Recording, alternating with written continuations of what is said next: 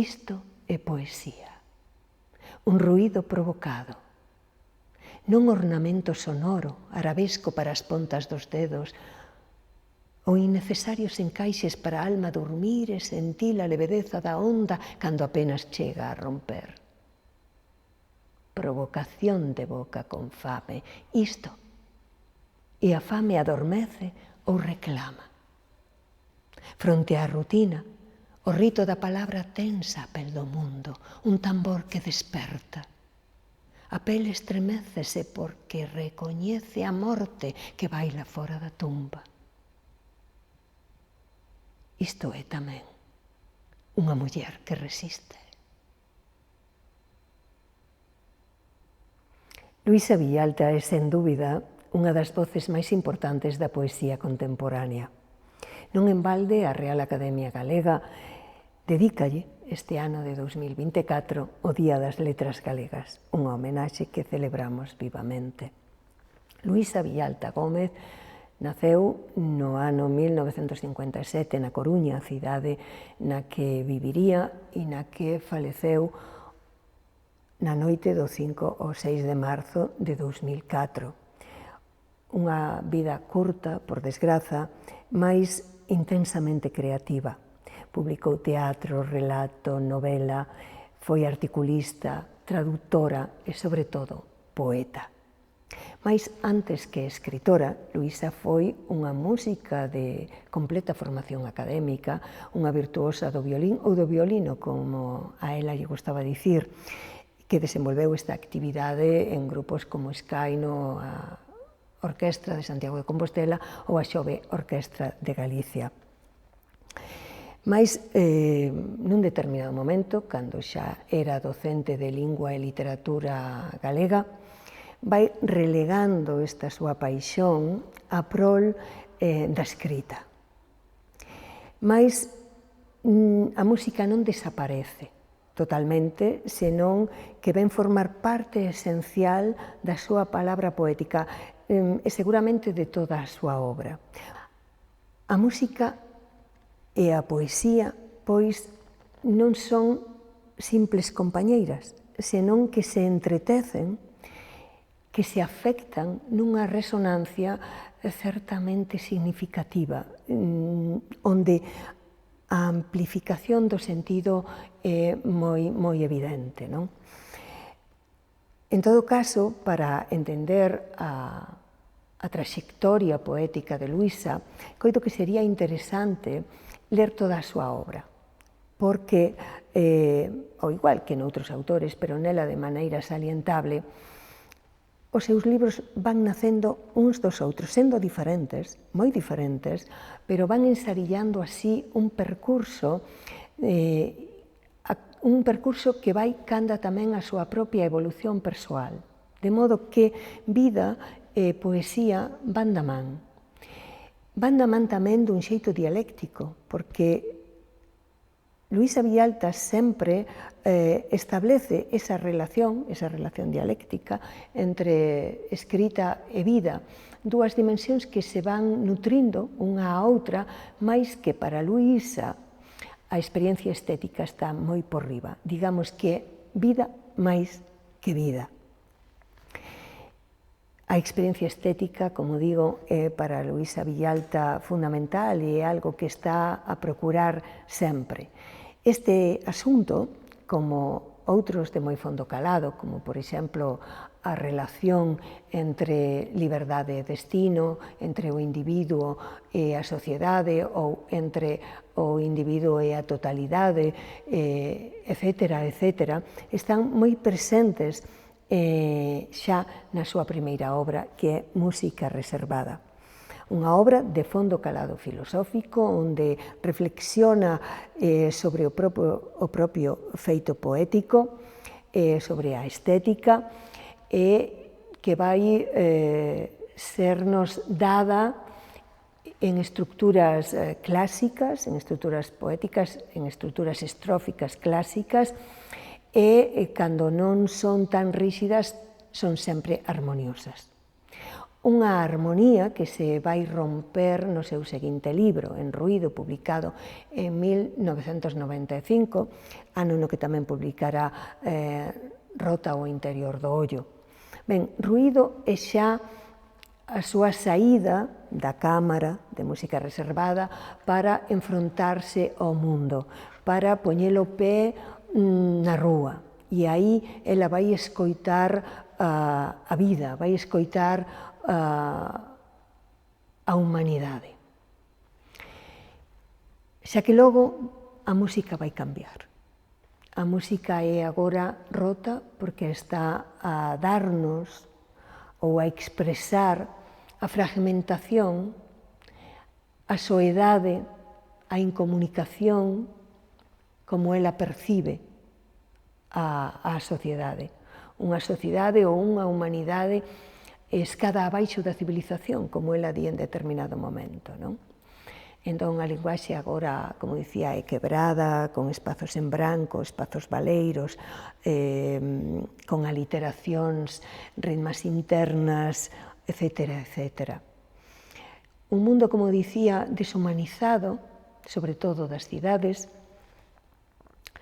pero que non rende a Luisa. Luisa non vai ir por camiños nihilistas, senón pola contra, vai utilizar a poesía como un rito de resistencia. Un rito de resistencia que identifica coa liberación necesaria, imprescindible da muller como única posibilidade para transformar o mundo. Unha música rota, repito, que se vai extremar no seguinte libro, en concreto, que é o libro sobre a cidade, en concreto sobre a cidade da Coruña, aínda que nunca se nomee. Un libro que é unha radiografía desa urbe, dende os seus estratos máis profundos, históricos, culturais, políticos, sociais, e que vai identificar coa súa propia viaxe interior de indagación en quen son eu, non? É un libro onde a súa poesía acada un nivel e unha altura de certo abraiante. E de en concreto, imos case de forma natural ao Papagaio, un libro composto por 19 poemas de Luisa Villalta e 80 fotos de Maribel Ongueira. É a fotógrafa, precisamente, quen solicita acompañala para interpretar as súas fotografías a Luisa Villalta. Unhas fotografías realizadas no barrio do Papagaio, o barrio chino coruñés, cando este é derrubado para a construcción de pisos de luxo. Luisa Villalta vai facer unha viaxe impresionante ao interior ou á xenealoxía da prostitución. Unha xenealoxía que case sempre comeza no rural ou en circunstancias terribles para unhas mulleres sometidas a unha moral falaz, hipócrita, que as leva ao barrio chino. Mais a corrupción, a prostitución, a ruína, para Luisa está precisamente no outro lado, no da especulación inmobiliaria, no da política corrupta, no de unha sociedade estupidizada, hipócrita, que erixe os seus valores morais sobre precisamente a explotación dos máis débiles. Do Papagaio imos ao último libro publicado até o de agora, postumamente, dende logo, de Luisa Villalta, publicado polo Centro Ramón Piñeiro en 2020, e que se titula As palabras engrávidas. Aquí a poeta semella alixeirar o seu verso, que non obstante sostén unha grande profundidade de pensamento.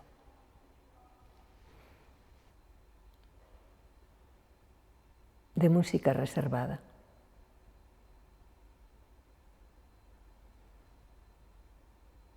pensamento que anda. A palabra é ritmo, e o ritmo é retorno. Delicioso perder tempo, perder o río que se perde en realizarse e escorrer como escorre a escuma branca entre os límites difusos dos meus dedos. Laborar no instante nítido da forma o eco máis profundo e máis humano, conxelado como a presa nas estatuas extasiadas co seu propio esquecimento. Delicioso é perder. Perder perdendo, despoxarse do real que non comprende a súa verdade vitalmente irreal. Deshabitarse.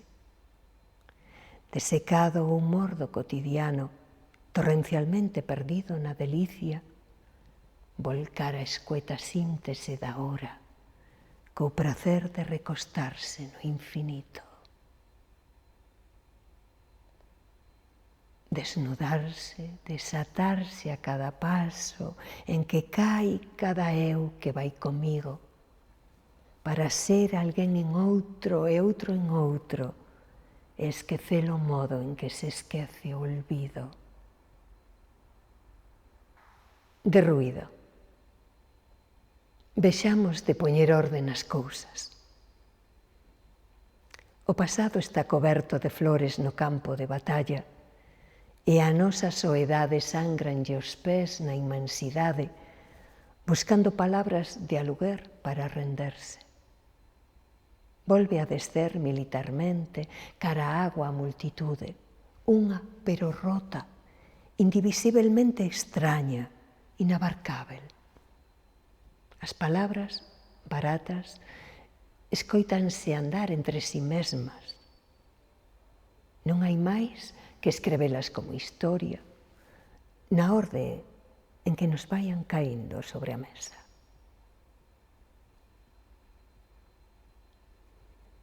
Sentimos un muro arredor, pero non é máis que a dura vacuidade do silencio.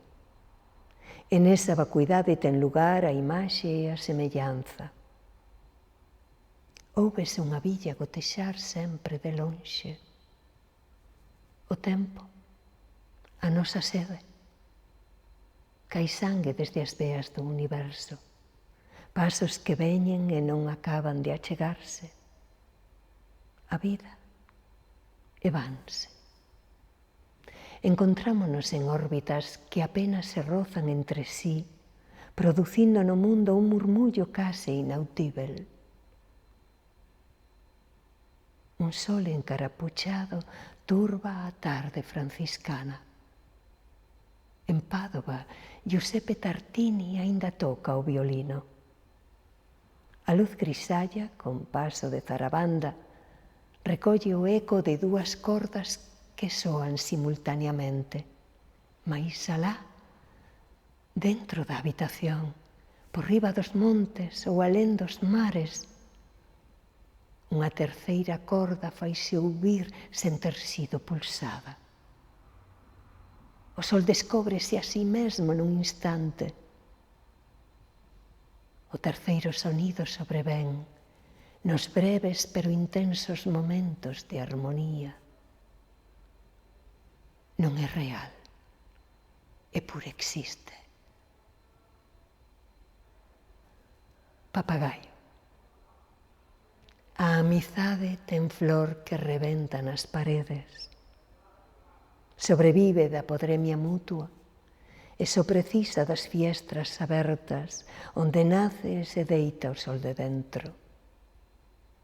Compartir as cordas de tender a roupa vibrantes de emoción e de necesidade por aquelas cousas que a auga da vida non dá lavado, pola dor que as esfrega, deteriora, volve inúteis, e entón hai que poñelas a secar ao aire das bocas abertas, xanelas asustadas.